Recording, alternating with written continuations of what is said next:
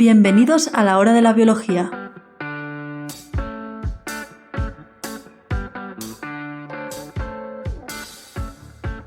Buenas, bienvenidos al nuevo podcast La hora de la biología. En este podcast trataremos de comunicar de manera amena resultados científicos del campo de la biología. Pretendemos divulgar los últimos avances de la biología, pero también trataremos temas con cierta antigüedad siempre que nos parezcan interesantes. En un principio se trata de un podcast semanal, donde unos cuantos jóvenes investigadores nos reuniremos para comentar diferentes publicaciones científicas.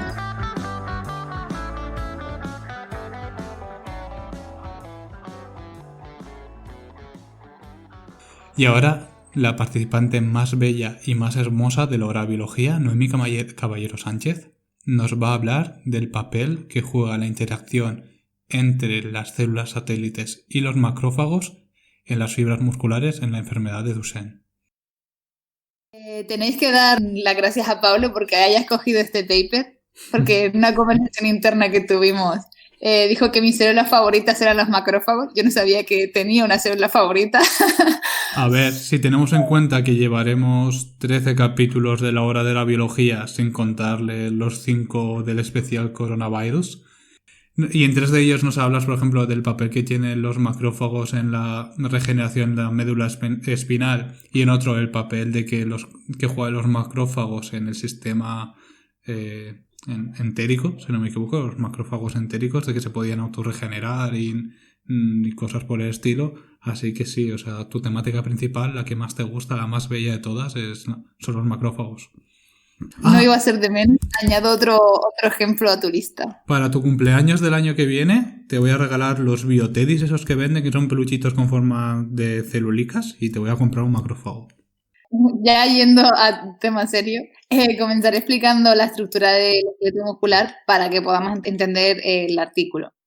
El esqueleto muscular se compone de miocitos, o sea, miotubos, que son células, se encuentran en clústeres. Si consideramos estas células como capas y vamos abriendo las distintas capas, la primera que encontramos sería la más externa, que es la que está rodeada por vasos sanguíneos que aportan nutrientes, oxígenos, etcétera, y las neuronas motoras. Después de, si levantásemos esta capa, encontraríamos las células satélites, que son las células madre musculares y son importantes en la regeneración porque cuando se rompe la fibra, esas células se eliminan y se tienen que reponer.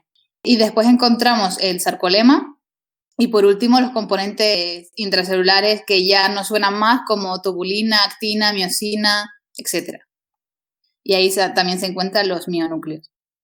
Una vez soltado esta introducción, vamos a ir ya centrándonos en el paper y el paper habla sobre la enfermedad de Duchenne, que es una de las distrofías musculares más severas y es crónica. Está causada por una mutación de pérdida de función en la distrofina, que es una proteína que su función es prevenir o amortiguar al sarcolema en cada contracción muscular.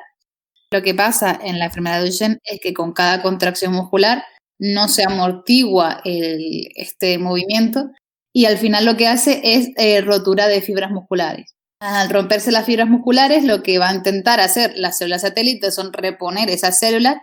Es lo que estaba comentando antes, que un proceso de ciclo de regeneración, de rotura y regeneración, al final cansan el sistema y las células satélites ya no son capaces de regenerar células y se empiezan a comportar de forma extraña. También participa aquí el sistema inmune, que sobre todo los macrófagos, porque en un principio son los que entran para eliminar todo lo que sea debris, células muertas y demás, limpieza en general.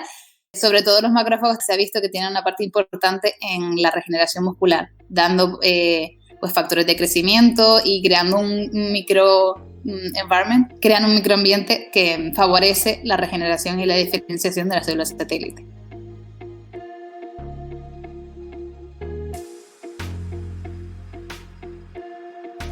Pues yendo a los resultados, lo primero que hacen, bueno, ellos utilizan ratones transgénicos y son los que utilizan a lo largo de todo el paper. Son unos que marcan a los macrófagos y luego les permite deplesionarlos, o sea, eliminarlos con la toxina de la difteria, o sea, se le inyectan y como control inyectan PBS. Entonces tienes ratones que no tienen macrófagos y hacen una serie de experimentos para validar que no se está eliminando ningún otro tipo de células, porque ya sabemos que los marcadores son compartidos por varias, o sea que con este método solo se eliminan los macrófagos y ratones con macrófagos normales. Entonces intentan ver cómo es la interacción entre células satélite y macrófagos. Para ello utilizan un análisis a varios días de ver esa interacción, lo hicieron con citometría de flujo y al final se quedaron con el día 15.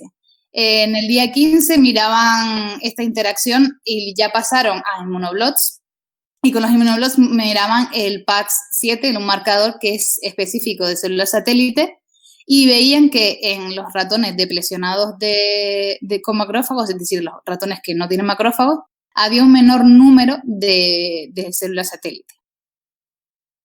Entonces querían comprobar si realmente esto era porque no se regeneraban o porque hubiese un problema y al final el PAX no se señalizase porque es un marcador más tardío por lo que fuese. Entonces marcaron el núcleo, pero vieron que efectivamente son las células satélites las que no son capaces de regenerarse. Por tanto, los macrófagos, mientras que en el PBS, el control, sí. Por tanto, los macrófagos juegan un papel importante en esa ayuda a las células satélite para que se puedan regenerar. ¿Pero esa ayuda es para la regeneración o para que se diferencien las células satélite? Ambas.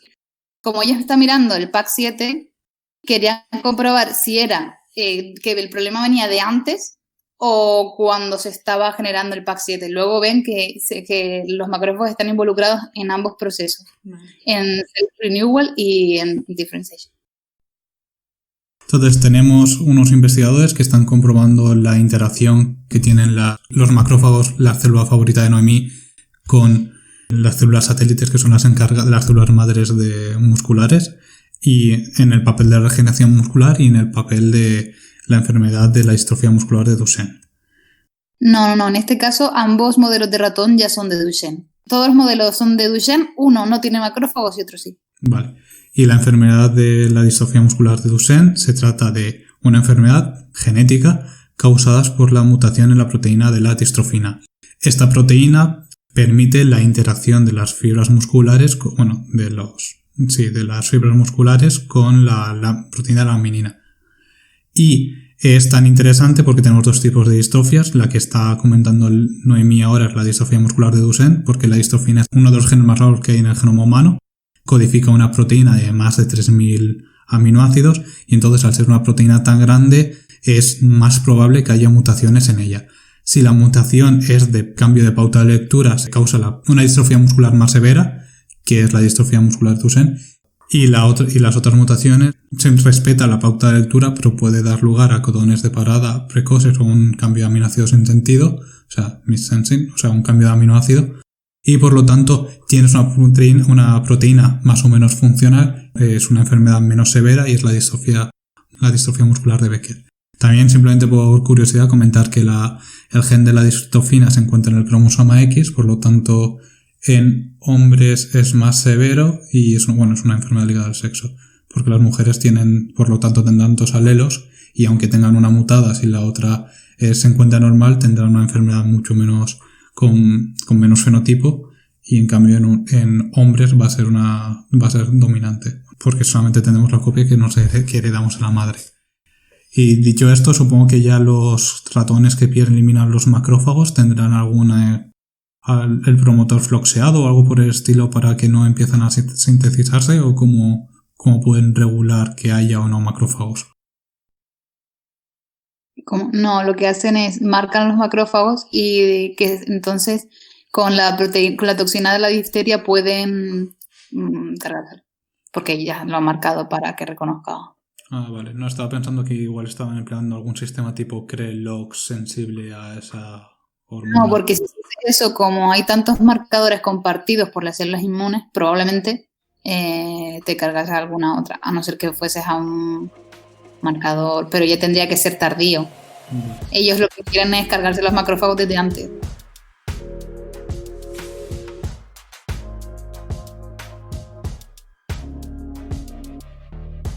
Vale, y para ver lo que estaba comentando Elena de la diferenciación, lo que hacen es isolated, o sea, aislar las células satélite de los ratones y hacer un cultivo ex vivo. Y con una técnica de marcaje, que no la voy a nombrar porque si no me van a odiar todo el mundo, lo que hacen es inducir la diferenciación de las células satélites con los macrófagos depresionados o no. Entonces ven que sí que hay evidencia de que hay defectos en la diferenciación, comparando controles con las células satélites que no tienen macrófagos. Y ven que hay una reducción en el volumen de los miotubos, porque no se está regenerando tampoco esas células. O sea que tenemos problemas, regeneración de células satélites y de diferenciación. Noemí, la próxima palabra que digas en inglés te voy a poner luego en posedición la música de Magic English, Magic English. Bueno, después también hacen comprobaciones de los mionúcleos. Dicen que se reducen en número. A ver, los mionúcleos en la biogénesis es que los mionúcleos se componen de conjuntos de núcleos de mioblastos. Vale, entonces ven defectos también en los mionúcleos, en la formación, o sea que hay menos. A ver, la solución final, voy a ir al revés, es que lo que no es capaz de rellenar, es decir, cuando se rompe la fibra queda un hueco, lo que no es capaz de rellenar las células satélites, que serían nuevos miotubos en este caso, sería con tejido adiposo y con otras células. Entonces, ven esto con transcriptómica y luego obviamente lo comprueban. Vale, entonces hicieron un RNA-seq con, otra vez, controles y ratones depresionados y después lo comprobaron con qPCR. O sea, se ven muy tocados los marcadores cruciales de las células satélites, como son PAC7 y, bueno, otros, ¿vale? Pero PAC7 es como el que ellos utilizan también para validar lo anterior, por eso es clave. Y son marcadores tardíos. Pero luego sí ven marcadores tardíos, pero me refiero en el músculo esquelético, que eso están upregulated. Magic English, Magic English. O también tenemos lo de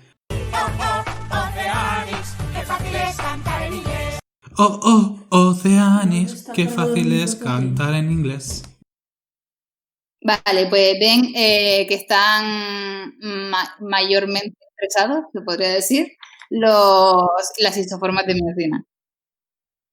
Es decir, sobreexpresado. Tío, yo siempre digo upregulated, o sea, para mí no hay una palabra en castellano. Vale, y también ven downregulated o infraexpresados los genes que están implicados en el ciclo celular, como pueden ser la ciclina D1, etc.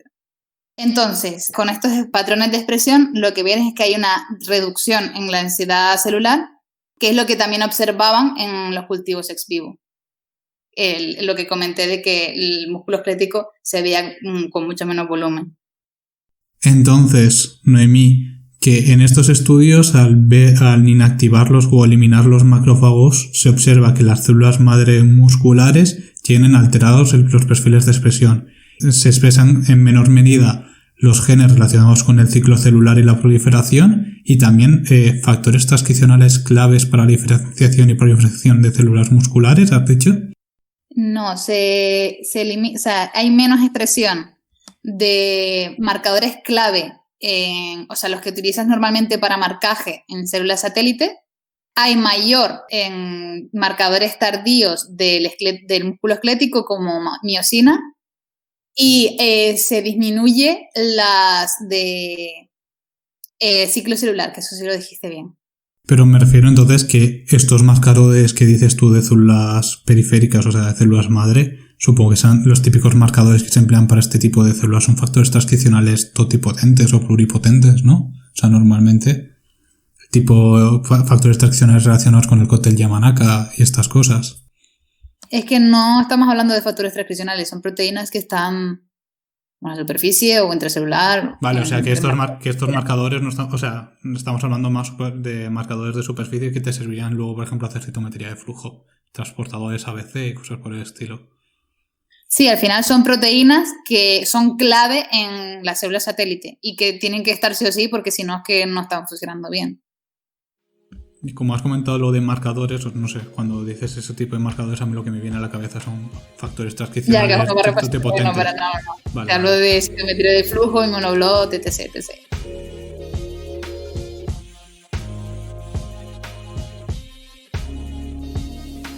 Y lo que miran cuando hacen los GoTerms de Pablo, los amados GoTerms de Pablo, es que miran marcadores adipogénicos. Entonces, por eso ya empiezan a ver que esto ya creo, o sea, ellos también lo comentan en su introducción, o sea, que es algo que ya se sabía, que empiezan a ver los FAPs, que son las fibroadipogenic promoters o progenitors. Es que no sé las de progenitores fibroadipógenos.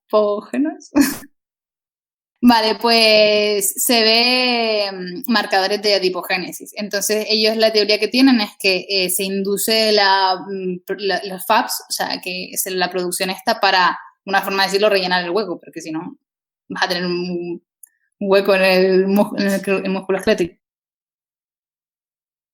Encuentran una nueva población celular que no se había visto anteriormente en su modelo, que es la distrofia muscular, quitando a los macrófagos, que es con la depresión.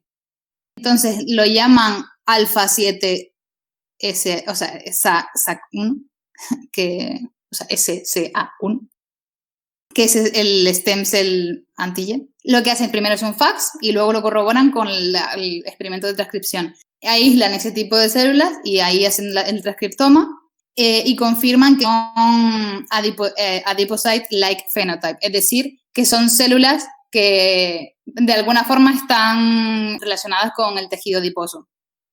Ellos tienen, o sea, la filosofía esa de que al no regenerarse las células satélite y no poder regenerar el hueco con células musculares, estas células son las que un poco equilibran eso también, aparte de los FAPs, o sea, creando un tejido adiposo.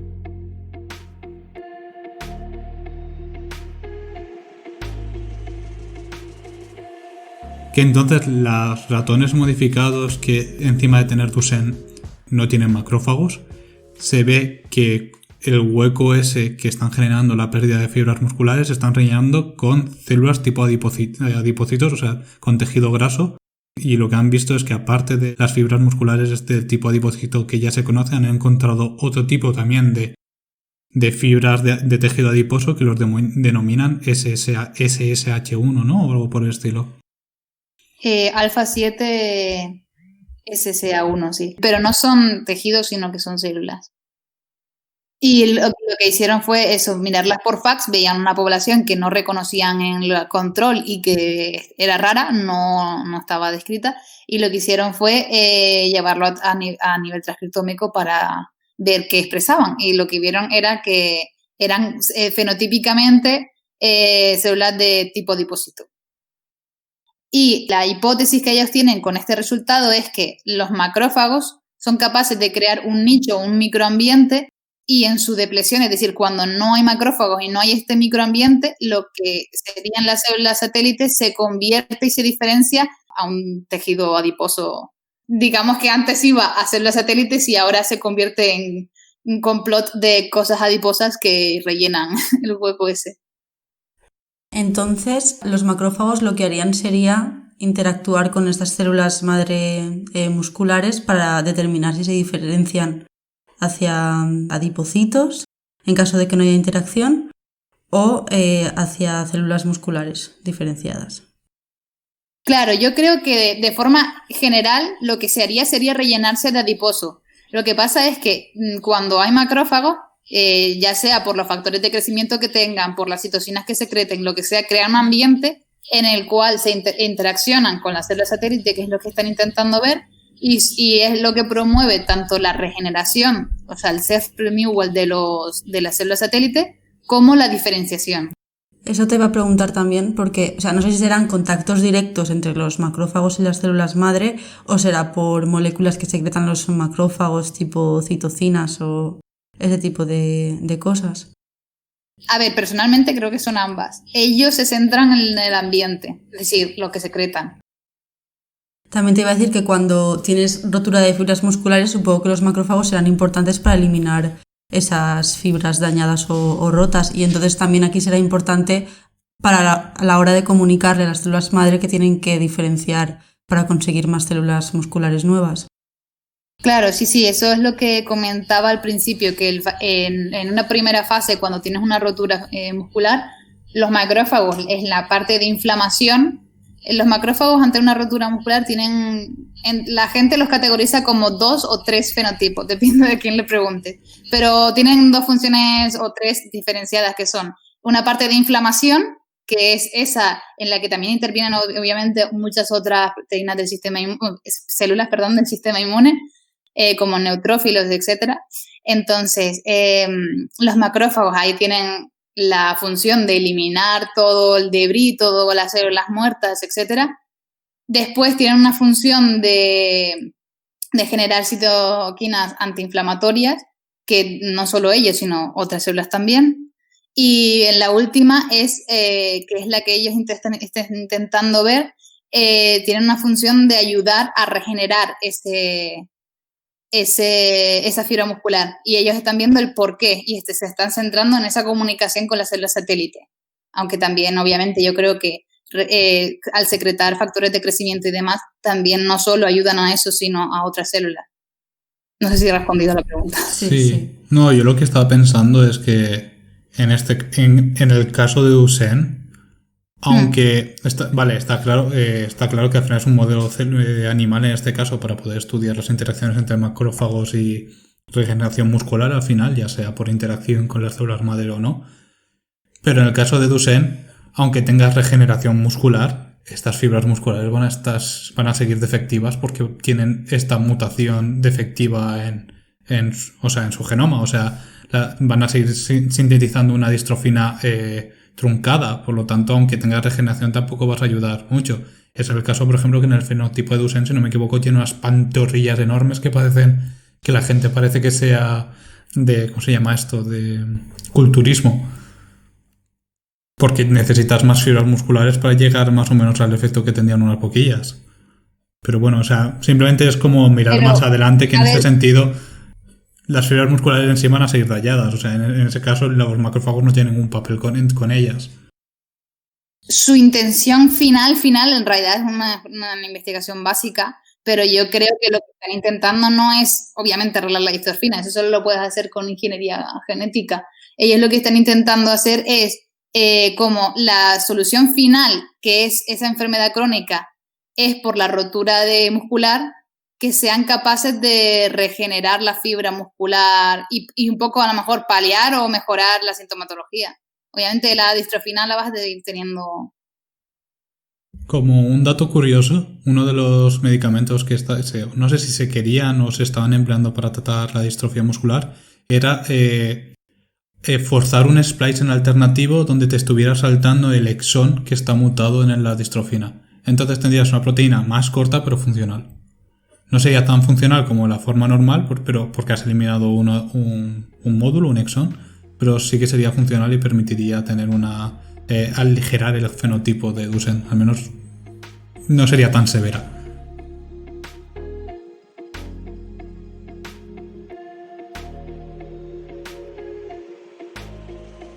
Y lo último que miran es que la diferenciación de las células satélites con los macrófagos se rescata con la señalización de la interleuquina 10.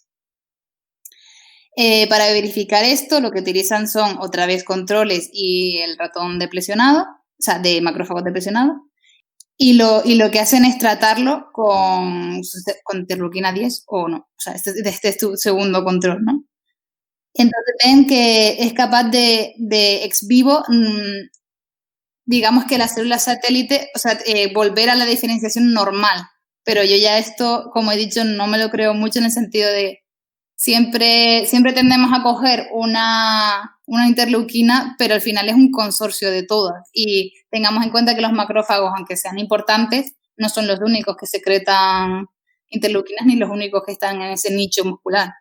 Entonces, yo no sé si la interleuquina 10, que probablemente jugará un papel importante, de hecho se ha comprobado que en la regeneración muscular lo tiene, pero yo creo que también es una orquesta con los otros. No siempre es una interleuquina la responsable o la importante. Esa es mi opinión.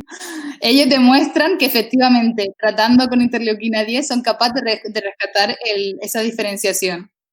Así que yo ahí ya no tengo nada que decir.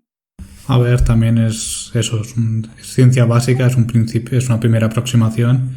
Y si no me equivoco, aunque había como tú has comentado, que consorcio de interleuquinas que están trabajando en conjunto, creo que había una que tenía más como un papel de batuta, que tenía más efecto, que también podía... Hay algunas que tienen más peso porque sí, luego también pueden ayudar a que se generen otro tipo de... Sí, o sea que si generas un tipo de interleuquina y algunos macrófagos o T-helpers la detectan, van a favorecer que se hagan las otras interleuquinas que están relacionadas en la misma función. Sí, es lo que comentaba también antes, que la interleuquina 10 en regeneración muscular sí que se ha comentado ampliamente de que cumple una función muy importante. De hecho, es esa segunda fase de tranquilizar la inflamación y volver al estado basal, o sea, normal. Bueno, hemos descubierto una célula nueva. Sí, o sea, parece mentira que tal como en el panorama actual de las ciencias biológicas y sobre todo con todo lo centrado que está en el ser humano, seamos capaces de descubrir nuevos tipos celulares. En realidad yo creo que, a ver, esto ya es también opinión personal, pero yo creo que esas células sí se encuentran de forma normal, pero en un número tan bajo que tendrías que pasar una gran cantidad de células por el citómetro. De ellos probablemente hubiesen pasado millones de células por el citómetro solo para verlo en la enfermedad y no lo vieron en controles aún así. O sea que tendrías que pasar más células todavía para poder verlo. Sí, supongo que también, o sea, tener un poco de, no tejido adiposo, pero células de tipo adiposo dentro de las fibras musculares también está favoreciendo un poco la facilidad con que le puedes favorecer dar ácidos grasos o, sí, sobre todo ácidos grasos al tejido muscular para que tengan como fuente de energía. Y también supongo que estarán como un poco de aislamiento, no sé, o sea, que... No, las PAPs, que son las progenitoras, sí que han sido estudiadas miles de veces. Tejido adiposo hay. La cosa es que, claro, tú necesitas que... la cosa es que es en esa regeneración muscular. Siento bueno, coger la analogía, pero es que no se me ocurre otra. Cuando ya tienes el hueco hecho, ¿cómo rellenarlo? ¿No? Si con tejido adiposo o con célula, que era lo que había antes. Como resumen es que los macrófagos tienen un papel interaccionando con las células satélites, que son las células madre del sistema muscular, y que en la ausencia de estos se disminuye la capacidad de regeneración o de generar nuevas fibras musculares que tienen las células satélites. Cuando ha habido un daño, se ha perdido una fibra muscular, o microfibras en este caso, te ha quedado un hueco, así al final lo van a llenar con lo que pueden, que en este caso son un nuevo tipo celular que tienen un fenotipo similar a los adipocitos. Sí, la única observación es que afecta a las dos cosas, ¿no? O sea, afecta tanto a la generación de células satélites como a la diferenciación. O sea, no es un O, es un I. Vale, perdón. Nada. Y que luego uno de las moléculas que van a propiciar este tipo de diferenciación sería la interleuquina 10. Sí, ellos comprueban que efectivamente, como su hipótesis es que los macrófagos generan un ambiente que promueve lo que falla, ¿no? Que sería lo que comentamos de la regeneración y diferenciación. Quieren ver qué secreta los macrófagos, en qué componente de ese ambiente es el importante y utilizan como modelo la interleuquina 10, que viene de bibliografía, probablemente, porque se ha visto que esa interleuquina es muy importante. Sí, yo recuerdo, o sea, no lo recuerdo bien, pero tengo una imagen de un esquema de la asignatura de inmunología que era como para respuesta de tipo no sé qué y en grande la interleuquina 10, para respuesta del otro tipo la interleuquina no sé cuánto. O sea que, como hemos comentado antes, que hay eso al final es un papel de que juegan varias interleuquinas, pero para un tipo específico de respuesta siempre que hay como una interleuquina que tiene más peso para promover ese tipo de respuesta. Sobre todo los recuerdos, si no me equivoco, era para irse hacia una respuesta T citotóxica o de linfocitos B y humoral. En este caso estaríamos hablando de respuestas inflamatorias o antiinflamatorias y la IL-10 tiene un gran peso para respuestas antiinflamatorias. que ayudan luego también a la regeneración. Y si no me equivoco, también en español es correctamente decir interleucina, interleucina, si no me equivoco, ¿no? Creo que ambas. Sí, o sea que ambas están correctamente dichas. A mí me gusta más la interleuquina más que interleucina, pero... Sí.